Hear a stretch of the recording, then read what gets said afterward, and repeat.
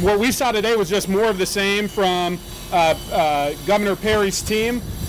Texans know that we all got to play by the rules, and ultimately at the end of the day, Perry broke those rules. I think the questions that you all were asking at the very end are the right question to ask. If he was so concerned about the DA's performance, why did he let two other DAs stay on in Texas without calling for their resignation? It was because they were Republicans. Why did he let a former state representative become a chief legal counsel at the Health and Human Services Department, making $162,000 a year? It's because that person was a Republican.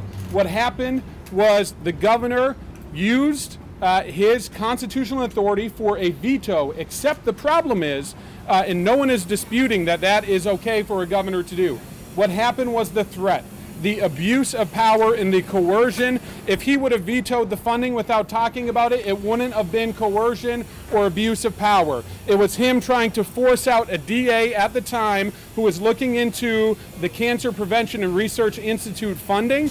This was a funding that had more than $1 billion in funding that was going out. In fact, the scientists on that board, including some Nobel laureates, walked away from the board because of the improprieties in funding going out on that board. It was money going to Perry and Abbott donors. Who would have stopped at that? If you would have looked into the Emerging Technology Fund or other funds, we may have seen more. What Perry did was he had a partisan political attack against a DA who was looking into improprieties into his office. They can skirt around the issue all day long. The unfortunate thing is the governor abused his power. He did coercion, and he tried to force out a DA. The last thing that I'll say is, ultimately, if he wanted to let the DA go, there were other ways that could have happened. The San Antonio Express News, and I know many of the rest of you, reported that there were conversations going trying to keep her on in a number 2 role or a different position at the office. If she had betrayed the public trust, why try and keep her on? If the other move that Perry could have made is the governor could have called the legislature into a special session and had them issue articles of impeachment. At the end of the day, he was trying to go after her in a quiet way. An independent prosecution happened in terms of the indictment. It was a Republican presiding judge that Perry, by the way, handpicked to then hire or pick the judge who would oversee the more than 4-month deliberation. It was a Republican prosecutor who was handling this case. The governor and his team are going to continue to move around this issue, and at the end of the day, what he did was wrong. Perry's attorneys say the threat, verbalizing the threat, is protected by the First Amendment. Why is it not? Well, it's absolute coercion. He was trying, if he would have said, governors often will say, I'm going to cut funding for something if the legislature doesn't do this. It was forcing out a public official that was the coercion and the abuse of power. And the reason why he was trying to do it was she was digging too deep into the secret fund and potentially other things. Will, is there any evidence? I asked them about that. They said there's no evidence of that accusation being true. Do you have anything to say that he actually was trying to kill some type of investigation? I think that we will see as the trial goes on for the governor. You'll see evidence to that. My assumption, based upon what's happening here, is the governor is trying to put someone else on trial, right? The governor is trying to shift the blame to someone else instead of taking responsibility for his own actions. I don't think that we would be standing here today with a governor with 2 felony indictments if there wasn't something wrong that happened with the governor. What do you think about his chances now running for president of the United States because of all that? Well, he's probably got a good chance at getting the Republican nomination. I mean, 3 of the last 4 Republican Governor Association chairs have either been indicted or are facing federal investigation. I think he's going to continue to run.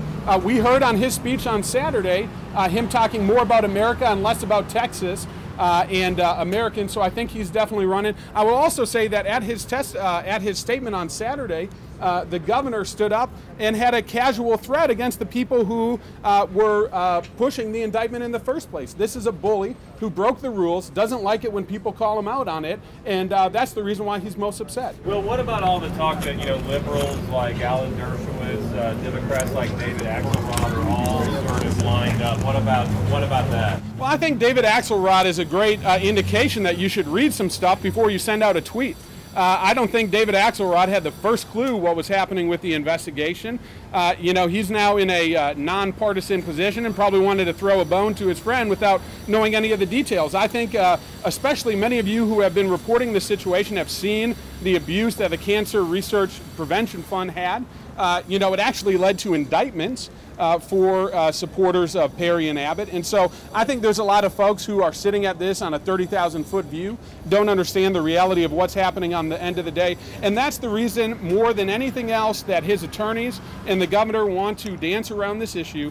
At the end of the day, a nonpartisan panel, a nonpartisan indictment came down with a Republican presiding judge and a Republican prosecutor at the helm. You mentioned just a moment ago, I didn't hear the full thing. You said that the governor's being a bully about this? Yeah, I think it's clear. You know, Texans know that when you break the rules, you got to face the music. And the governor is trying to dance around this issue in every single way possible.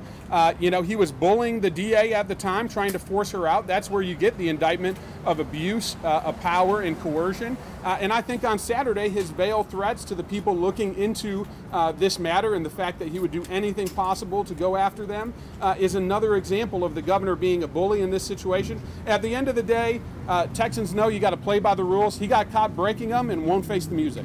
Does this have anything to do with the video that we just watched of her being arrested? I think the video is just smoke and mirrors. At the end of the day, the DA has done her time. She has danced to the music, and she has dealt with the repercussions of that. They will do anything it takes to change the narrative that at the end of the day, the governor abused his power and tried to coerce a public official. It is not about the fact that a governor has veto authority. It is about the threat and the abuse and the coercion that happened because of it.